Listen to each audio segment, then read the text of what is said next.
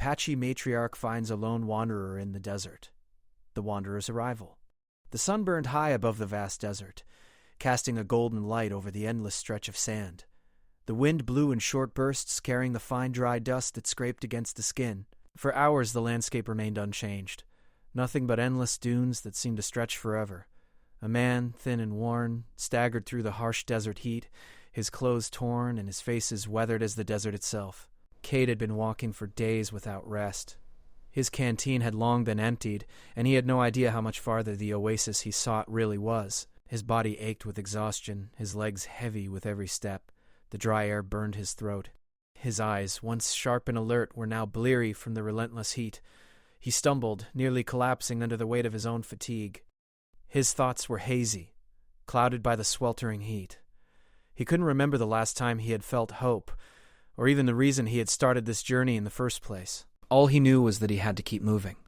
The desert, however, was not kind to the weary. It offered no mercy. Cade took one last desperate step, but his legs buckled beneath him and he fell to the sand. His arms trembled as he tried to push himself up, but his body refused to obey. Darkness crept into the corners of his vision. His breath came in short, ragged gasps as he lay there, waiting for the world to fade.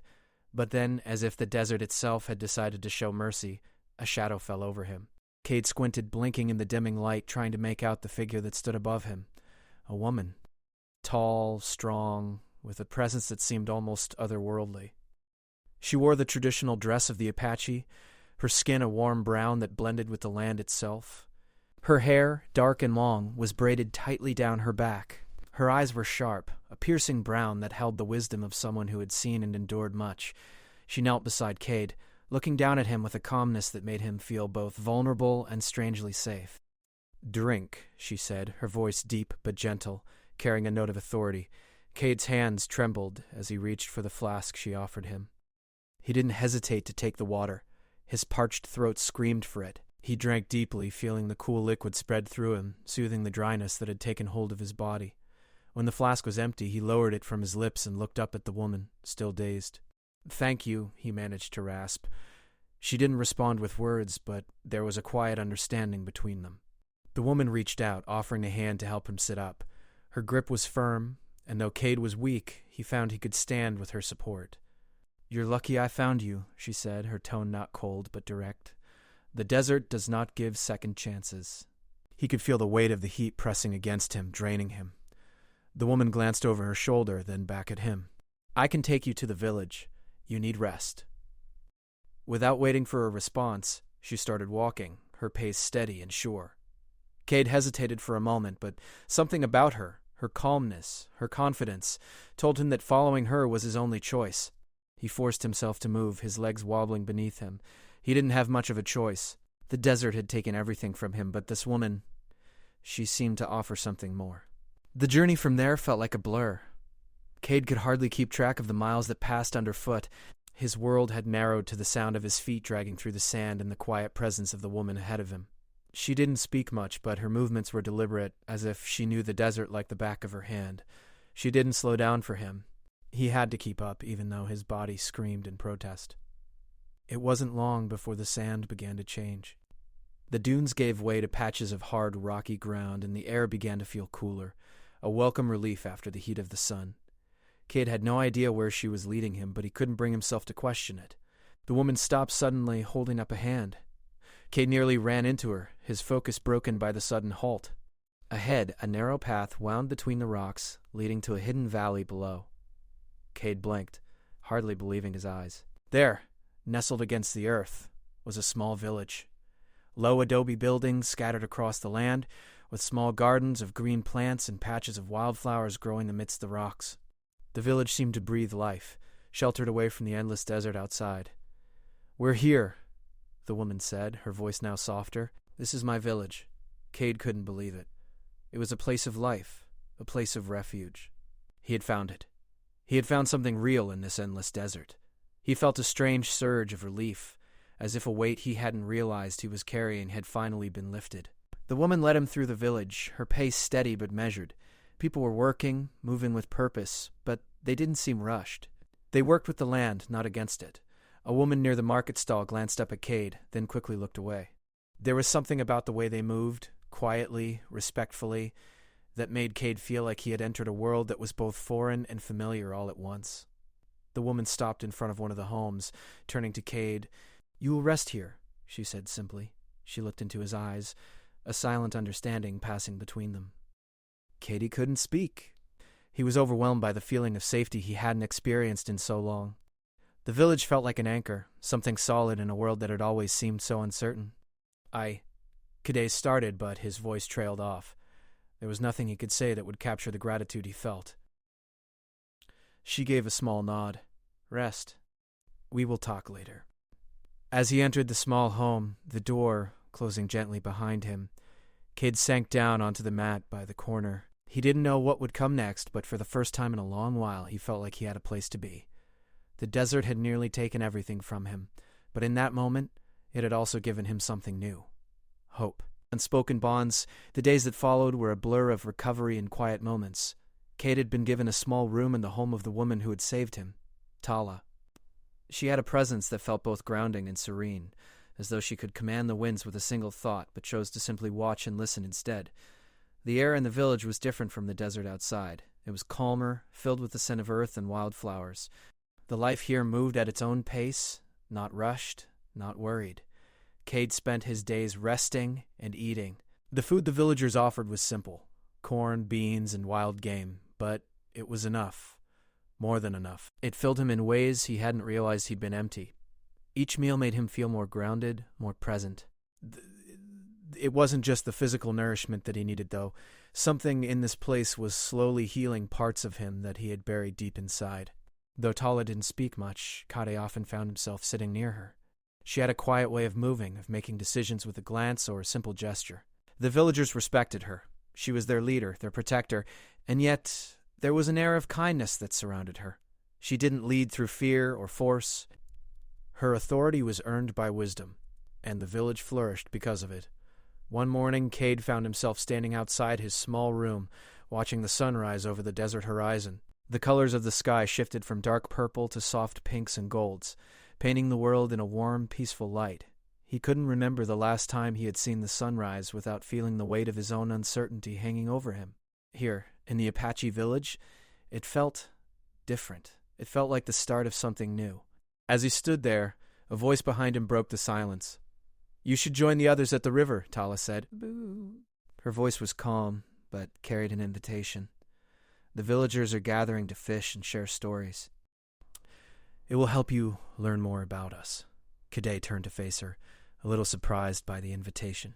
He hadn't spent much time with the villagers yet. Mostly he kept to himself, resting, recovering, but Tala had been patient. She hadn't pushed him, but she also hadn't let him hide away from the world outside. "The river?" Cade asked, still unsure of where exactly this village lay in the desert. He had only been shown the path to the home where he slept and a few other buildings, but he had not ventured far. Tala nodded, her dark eyes watching him with a mix of curiosity and understanding. "It's where we gather. It's not far. You can see the life of the land there. The river gives us everything." There was a sense of peace in her words, as if she was offering him a glimpse into her way of life, into a world that was connected to the earth in ways Cade could barely understand. His body was still weak, but he didn't want to stay inside.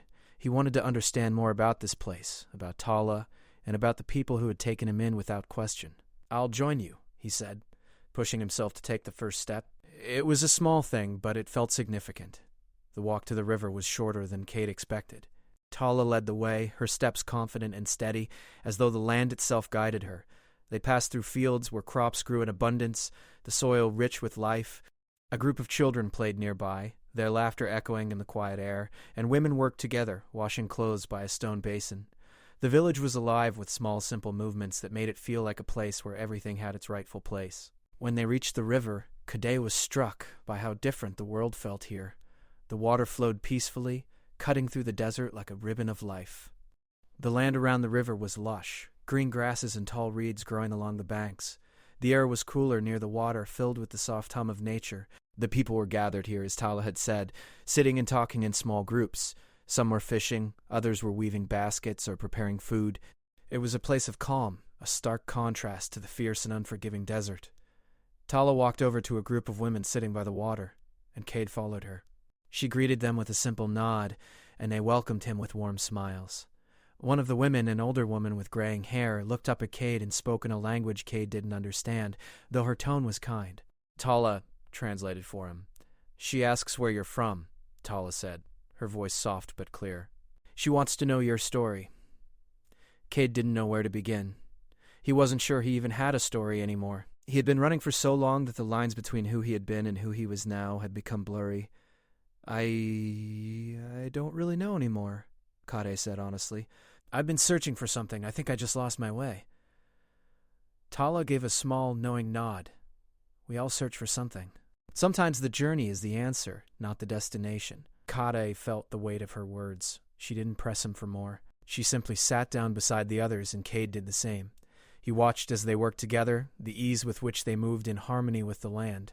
There was a rhythm to their lives here, something that Cade had never known in his own. He spent the rest of the day by the river, learning more about the Apache way of life. Tala and the villagers shared stories about their ancestors, about the history of their people, and about how they had learned to live with the land rather than against it.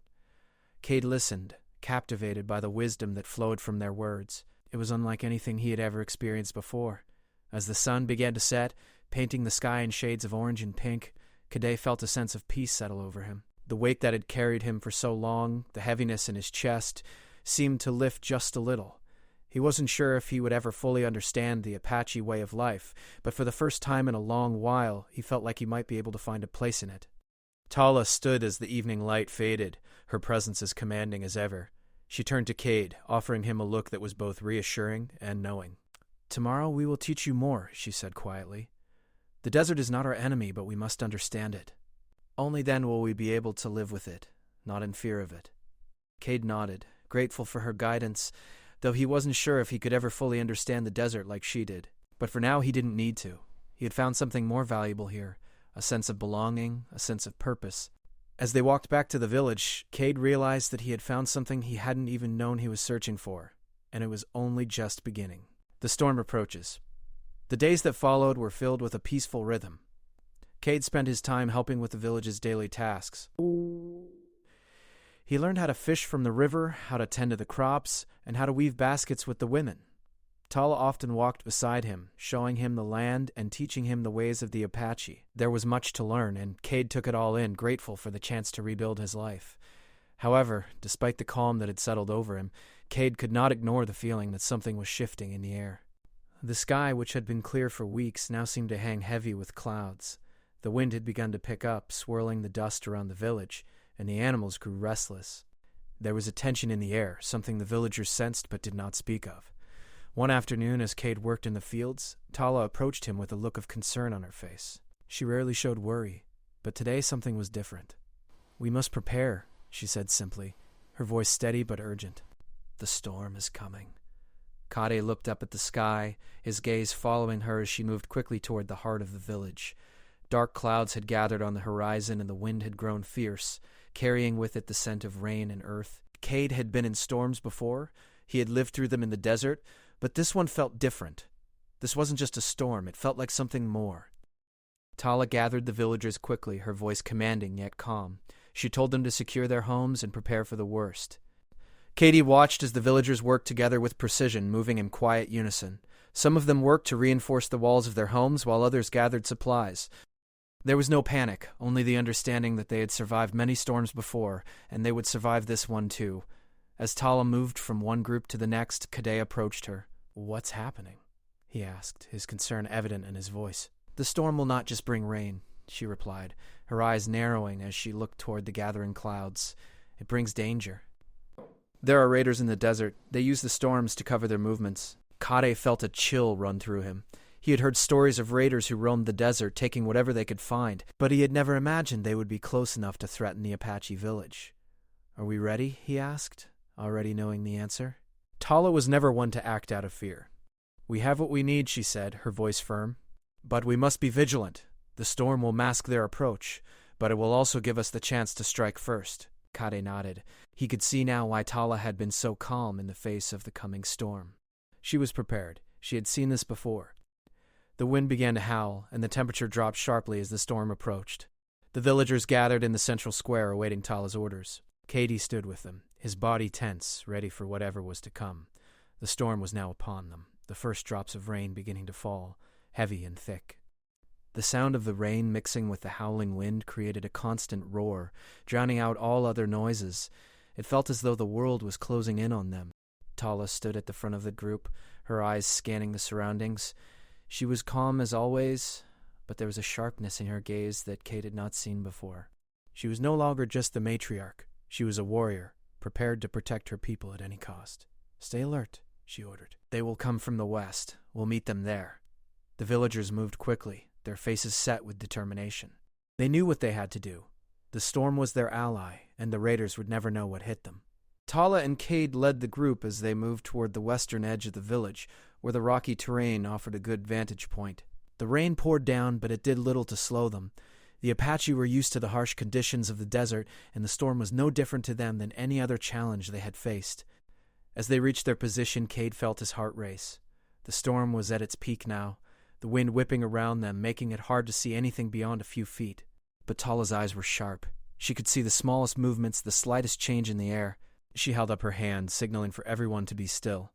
The sound of footsteps reached their ears. Cady's breath caught in his throat. They were close. The raiders had arrived. Tala moved first, her movements swift and quiet, like a shadow in the storm.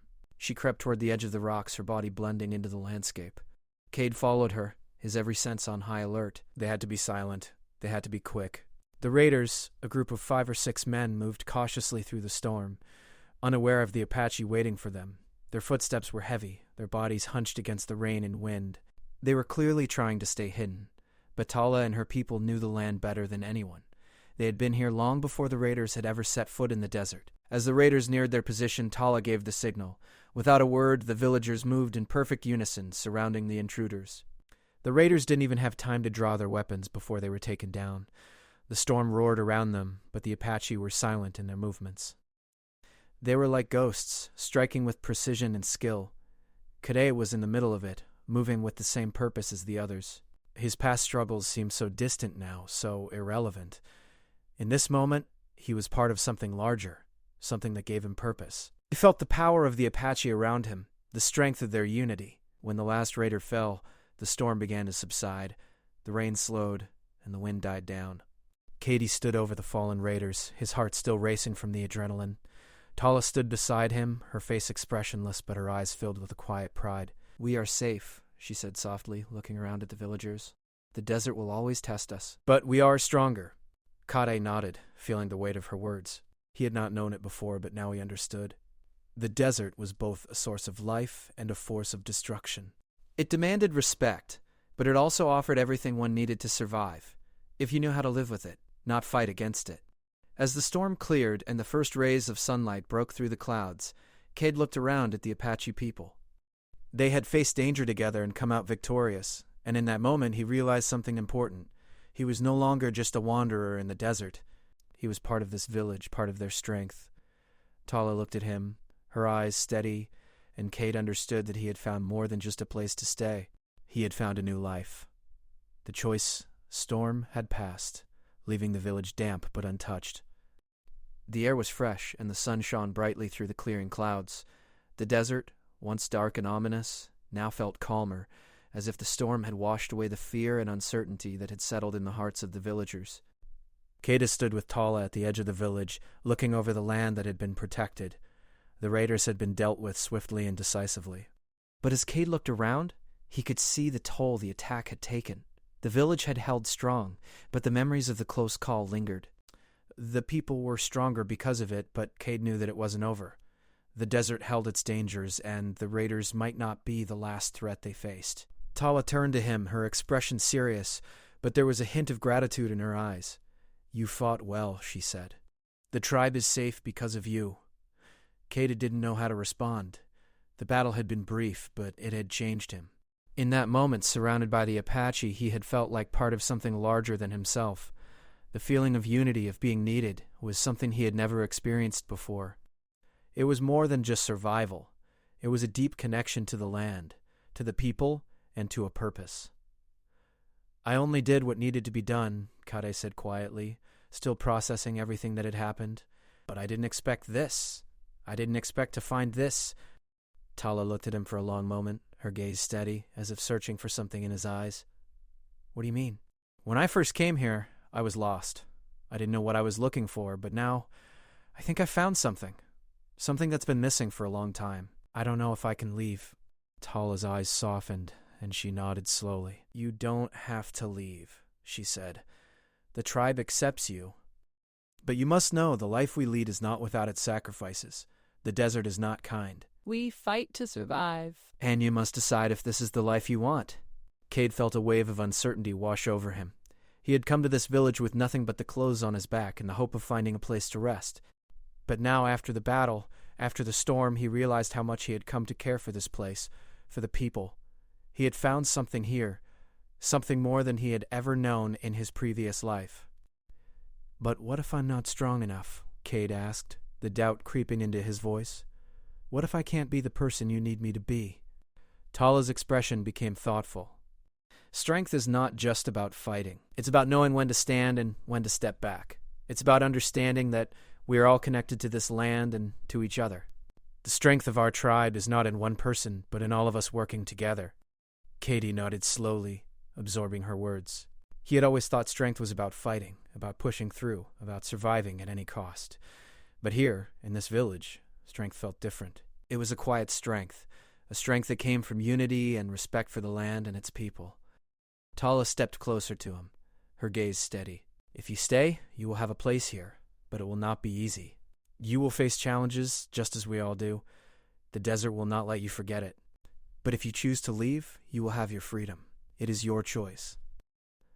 Kade looked around the village, at the people who had accepted him without question. He thought about the days he had spent here, the quiet moments with Tala, the calm that had settled over him. He thought about the desert, the harsh, unforgiving place that had brought him here in the first place.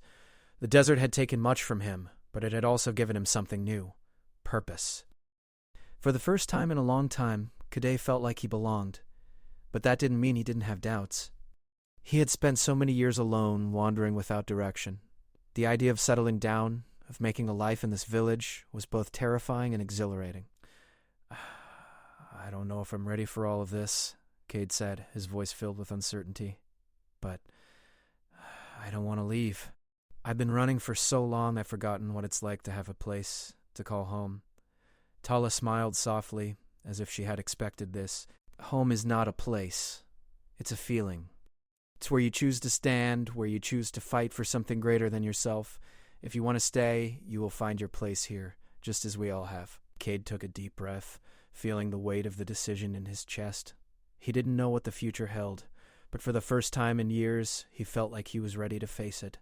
He wasn't alone anymore. He had found a community, a tribe that had taken him in, and a purpose that he could work toward. I'll stay, Kade said, his voice steady now. I want to be part of this. I want to fight for this.